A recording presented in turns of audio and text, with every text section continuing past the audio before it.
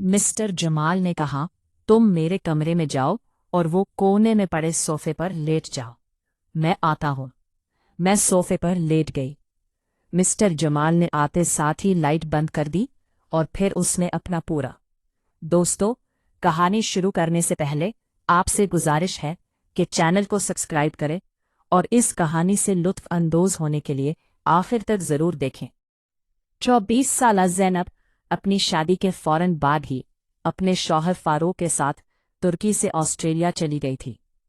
ज़ैनब की शादी के बाद तुर्की की रवायती ममानूहे की तरह ज़ैनब की ममानी की भी यही तमन्ना थी कि ज़ैनब शादी के पहले साल ही औलाद की माँ बन जाए। और ज़ैनब भी अपनी इज़्दवाजी ज़िंदगी और अपने शौहर फारूक से बहुत मुतमईन थी। मगर ये इत्मीनान एक हफ्ता कबल उस वक्त ख़त्म हो गया जब काम के दौरान फारूक ने अपनी तुर्की आईटी कंसल्टेंसी कंपनी के सबसे अहम और बेहतरीन क्लाइंट को अपनी खता और हमाकत से गिनवा दिया था।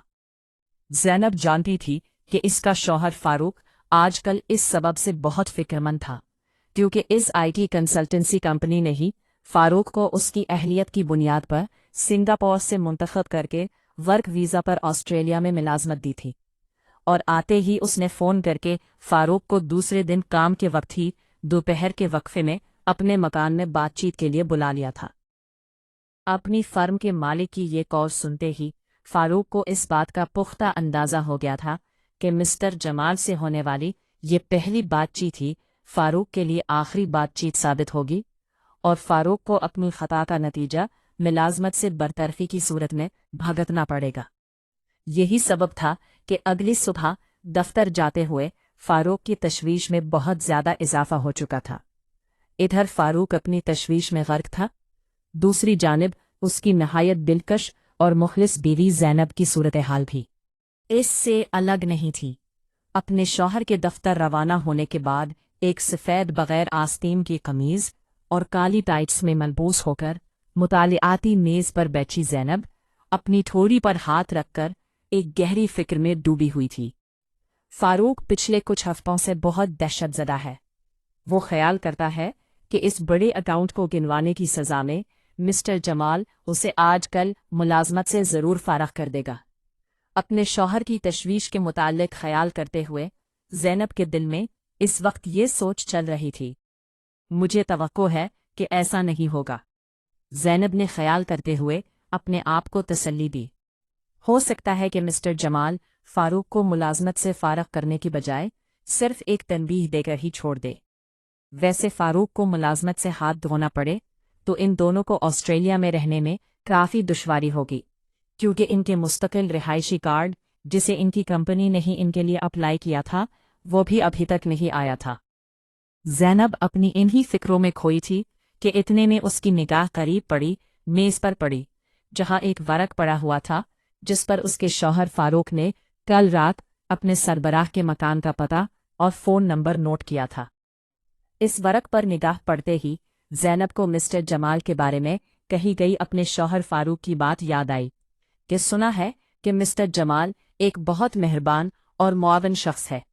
अगर वाकई ही ऐसी बात है तो क्यों ना फारूक से पहले मैं खुद मिस्टर जमाल से मिलकर इन्हें इस बात पर राज़ी करने की कोशिश करूं कि वो फारूक को मुलाजमत से फारग करने की बजाय एक तनबीह देकर ही छोड़ दे।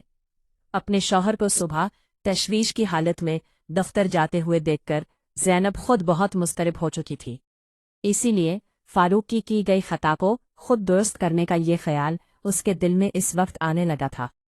मगर कहीं ये ना हो कि फारूक की बजाय जाना मिस्टर जमाल को पसंद न आए और इस तरह फारूक का मामला दुरुस्त होने की बजाय पहले से ज़्यादा बिगड़ जाए। मिस्टर जमाल से मिलने का ख्याल दिल में आते ही ज़ैनब के दिल में इस शक ने जन्म लिया, मगर इसके साथ ही जो होगा देखा जाएगा।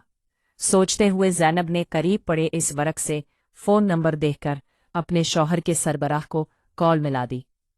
नंबर डायल करने के थोड़ी देर बाद जैसे ही ज़ैनब को फ़ोन के दूसरी तरफ से एक मर्द की आवाज़ सुनाई दी तो इसने फ़ौरन अपना तारुफ करवाया। हेलो मिस्टर जमाल, मेरा नाम ज़ैनब फारूक है। मेरे शौहर फारूक आपकी कंपनी में काम करते हैं।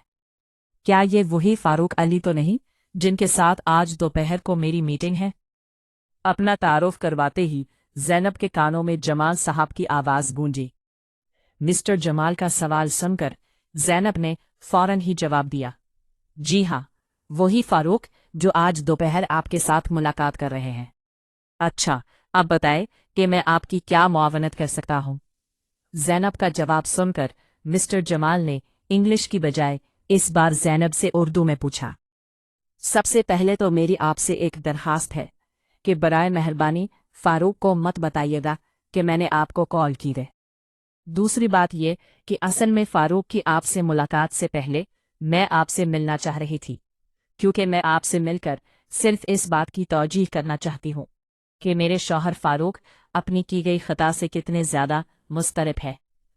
जमाल साहब के जवाब में इस बार ज़ैनब ने भी जमाल साहब को उर्दू में ही जवाब देते हुए कहा, अच्छा ठीक है, अगर आप 1 घंटे के अंदर मुझे मिल सकती हैं तो मैं आपका इंतज़ार कर सकता हूँ। ज़ैनब की बात सुनकर फ़ोन के दूसरी तरफ से मिस्टर जमाल ने जवाब दिया, जी, मैं 1 घंटे के अंदर अंदर आपके मकान पहुँच सकती हूँ। मिस्टर जमाल का जवाब सुनते ही ज़ैनब बोली और फिर फ़ोन बंद करते साथ ही गुस्ल की तरफ दौड़ पड़ी। ज़ैनब बाथरूम से बाहर आई और तेज़ी के साथ बेडरूम के सामने पड़े हुए आईने के सामने खड़ी हुई और जल्दी जल्दी अपने चेहरे पर मेकअप करने लगी। मेकअप से फारिग होने के बाद ज़ैनब ने अलमारी से एक लंबा लिबास निकालकर पहन लिया। मैं देखने में अच्छी लग रही हूं ना? अपने आप को आईने में देखते हुए ज़ैनब ने अपने बालों को थोड़ा थोड़ा सा सीधा करते हुए अपने आप से कहा। इसके साथ ही ज़ैनब ने मेज़ पर पड़ा अपना मोबाइल फ़ोन उठाकर गूगल मैप्स में मिस्टर जमाल के मकान का पता डाला और फिर अपनी कार में बैठकर वो मिस्टर जमाल के मकान की तरफ चल पड़ी। हाय, फारूक की गई खता को दुरुस्त करते करते अपने शौहर का मामला बिगाड़ ही ना दूं कहीं। जमाल की रिहाइश गाह की तरफ अपनी कार दौड़ाते हुए ज़ैनब के दिल में यही खदशा छाया रहा, मगर इस खदशे के बावजूद इसने अब वापस लौटना मुनासिब ना समझा और फिर कुछ ही देर बाद इसकी कार मिस्टर जमाल के मकान के सामने जा पहुंची। जमाल के मकान के सामने अपनी गाड़ी पार्क करके ज़ैनब ने जैसे ही अपनी कार से बाहर निकलकर मिस्टर जमाल के मकान के दरवाजे की तरफ कदम बढ़ाना शुरू किया और ना चाहते हुए भी वो मिस्टर जमाल के मकान के दरवाजे की तरफ अपने कदम बढ़ाती रही। मिस्टर जमाल के दरवाजे के सामने खड़े होकर ज़ैनब ने अपनी तेज़ सांसों को संभाला और फिर हिम्मत करके दूसरे लम्हे ही दरवाजे पर दस्तक दे दी। ज़ैनब की दस्तक के जवाब में थोड़ी देर बाद 40 साल की उम्र के एक शख्स ने दरवाज़ा खोला, जो अपनी उम्र के हिसाब से काफ़ी सेहतमंद लग रहा था। दरवाजे पर खड़े इस शख्स को देखते ही ज़ैनब एक हल्की मुस्कुराहट के साथ बोली, मिस्टर जमाल, मैं फारूक अली की बीवी ज़ैनब हूँ। मुझे मुलाकात के लिए वक्त देने के लिए आपका बहुत बहुत शुक्रिया।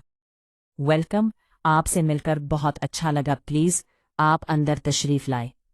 ज़ैनब की बात के जवाब में मिस्टर जमाल ने भी मुस्कुराकर जवाब दिया और अपने मकान का दरवाज़ा खोलकर ज़ैनब को अंदर आने की दावत दी। ज़ैनब मिस्टर जमाल के साथ साथ चलती हुई उनके ड्राइंग रूम में चली आई और आते ही कमरे की तरतीब का जायज़ा लिया। ड्राइंग रूम में एक तरफ एक बड़ा सोफ़ा रखा हुआ था। सोफ़े के सामने एक बहुत बड़ा शीशे का मेज़ पड़ा हुआ था, जबकि कमरे की दूसरी जानिब 2 कुर्सियां पड़ी हुई थी और उन कुर्सियों के दरमियान में एक साइड मेज़ था, जिसकी वजह से इन दोनों में थोड़ा फासला था। अपने शौहर के सरबराह के लिविंग रूम की तरतीब देखने के बाद ज़ैनब आहिस्ता आहिस्ता चलती हुई कमरे में रखी कुर्सी पर बैठ गई और ज़ैनब के बैठते ही साइड मेज़ की दूसरी तरफ रखी कुर्सी पर जमाल साहब भी तशरीफ़ फरमा हो गए। अपनी कुर्सी पर बैठकर जमाल साहब ने ज़ैनब की तरफ देखा और बोले, मुझे खुशी है कि मुझे पहली बार आपसे मिलने का मौका मिल रहा है। वैसे मुझे ये कहने में कोई कबाहत नहीं कि फारूक बहुत खुश नसीब शख्स है जिसे आप जैसी दिलकश बीवी मिली है, जो दिलकश होने के साथ साथ अपने शौहर के लिए फ़िक्रमंद भी है। अब मुझे बताएं कि आप क्यों इतनी मुस्तरिब है और आपका इज़्तिराब दूर करने में कैसे मैं आपकी मदद कर सकता हूँ। मिस्टर जमाल, میں اصل میں اپنے شوہر کے بارے میں آپ سے بات کرنا چاہ رہی تھی۔ میں جانتی ہوں کہ میرے شوہر فاروق نے جو خطا کی ہے اس کا